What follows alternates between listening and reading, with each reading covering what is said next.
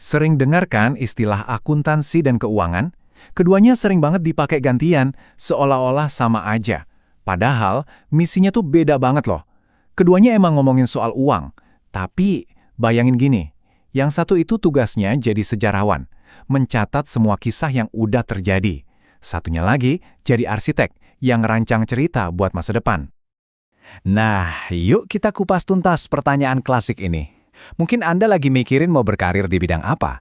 Atau sekedar penasaran gimana sih sebuah perusahaan itu dijalankan? Ini adalah titik awal yang pas banget buat ngertiin semuanya. Ini dia peta perjalanan kita. Kita bakal bedah misi masing-masing, peran-peran kuncinya, jalur karirnya kayak gimana, sampai nanti Anda bisa nentuin sendiri, Anda ini tim sejarawan atau tim arsitek. Oke, kita mulai dari konsep yang paling dasar. Yang jadi pembeda utama keduanya, ini bukan cuma soal teknis, tapi soal filosofi. Yang satu fokusnya mendokumentasikan sejarah, yang satunya lagi mendesain masa depan. Jadi, gampangnya gini.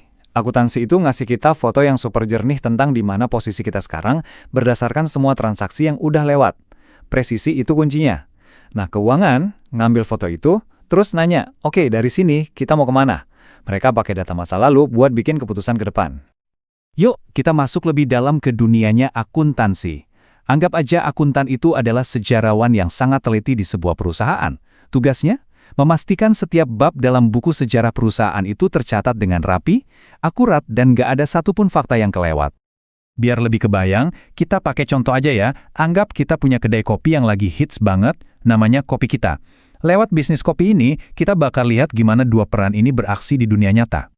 Nah, tim akuntansi di Kopi Kita ini tugasnya ya ini, nyatat semuanya. Setiap biji kopi yang masuk, setiap cangkir latte yang keluar, gaji barista, tagihan listrik, semuanya, sekecil apapun, harus tercatat dengan presisi.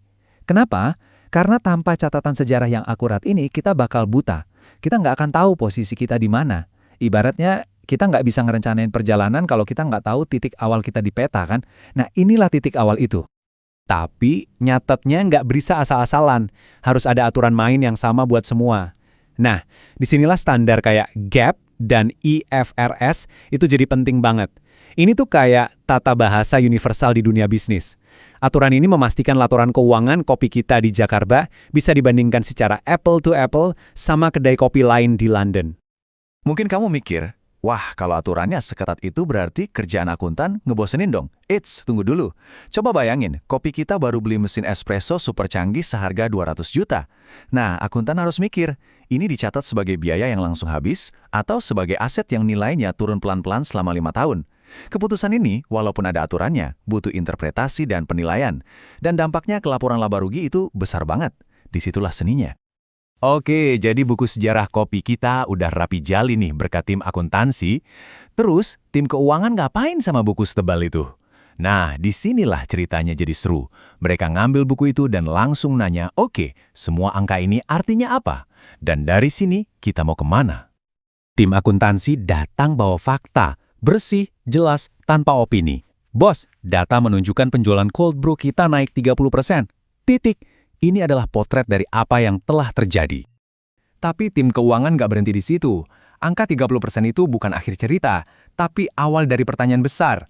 Ini sinyal, mungkin ini tren baru di pasar, atau mungkin pelanggan kita lagi suka sesuatu yang beda. Ini peluang. Dan ini dia yang membedakan. Dari data akuntansi tadi, tim keuangan membangun sebuah argumen untuk masa depan. Mereka bikin model, mereka analisis risikonya, terus mereka ngasih rekomendasi yang bisa langsung dijalankan. Mereka bukan cuma baca sejarah, mereka mencoba menulis bab selanjutnya. Sekarang kita udah paham bedanya kan? Yuk, kita lihat orang-orang di balik peran ini. Jalur karir mereka, walaupun startnya beda, sering banget loh ketemunya di puncak. Di level paling awal aja, di Kopi Kita, bedanya udah kelihatan. Staf akuntan itu fokusnya mastiin setiap transaksi tercatat dengan benar di sistem. Akurasi adalah segalanya. Sementara itu, analis keuangan, ngambil data yang udah rapi itu, masukin ke Excel, terus mulai main-main sama skenario. Gimana kalau harga latte kita naikin 1.000? Apa dampaknya? Fokusnya adalah what if. Nah, ada satu peran yang keren banget yang jadi jembatan antara dua dunia ini. Controller. Bayangin Kopi Kita udah punya 20 cabang. Controller ini yang mimpin departemen akuntansi. Mastiin semua catatan sejarahnya akurat, itu sisi melihat ke belakangnya. tapi dia juga yang nyiapin ringkasan laporan buat CEO sebagai bahan rapat strategi. Nah, itu Sisi melihat ke depannya. Dia ini penjaga gerbang antara masa lalu dan masa depan. Dan di puncak gunung ada CFO atau Chief Financial Officer. CFO yang hebat itu harus bisa pakai 2 topi. 5 menit pertama, dia bisa debat detail teknis soal IFRS sama auditor. Kaku, presisi. 5 menit berikutnya, dia harus bisa jualan visi ekspansi kopi kita ke investor. Harus visioner. Dia itu penjaga gawang sekaligus kapten tim penyerang. Selain jalur yang tadi, kedua bidang ini juga punya spesialisasi yang menarik banget, lengkap dengan sertifikasi yang bisa jadi senjata andalan. Yuk kita inti beberapa. Buat Anda yang mendalami akuntansi, CPA atau Certified Public Accountant itu ibaratnya standar emas. Ini bukti kalau Anda master di bidang hukum bisnis. Fokusnya ke presisi, kebenaran historis. Nah, di sisi lain, ada CFA atau Chartered Financial Analyst. Ini ujian buat jadi ahli strategi investasi. Di sini bukan soal nyari satu jawaban benar, tapi soal membangun argumen terbaik untuk bertaruh di masa depan yang nggak pasti. Dan coba lihat jalur unik ini. Akuntan forensik itu Sherlock Holmes-nya dunia keuangan. Kalau ada dugaan fraud di cabang kopi kita, dia yang bakal nyisir setiap transaksi buat nemuin jejaknya. Keren kan? Sebaliknya, venture capitalist mungkin bakal invest di kopi kita pas cabangnya baru 2, karena mereka melihat masa depannya.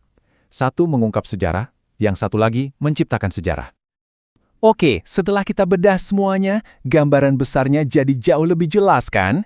Sekarang, mari kita simpulkan pakai satu metafora yang kuat, yang semoga bisa bantu Anda nentuin jalan mana yang paling pas. Jadi, intinya ini, akuntansi itu ngasih Anda peta yang sempurna. Anda tahu persis setiap tanjakan dan turunan yang udah Anda lewati. Sangat detail dan akurat. Nah, keuangan di sisi lain ngasih Anda kompas. Peta itu penting banget, tapi kompaslah yang Anda pakai buat nentuin arah di wilayah yang belum ada di peta. Keduanya vital, nggak ada arsitek yang bisa bangun gedung tanpa pondasi yang kokoh kan? Sebagai penutup, saya mau lempar satu pertanyaan buat Anda renungkan.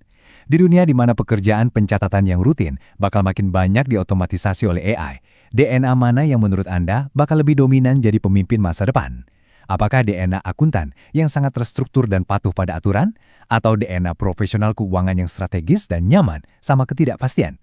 Jawabannya ada di tangan Anda.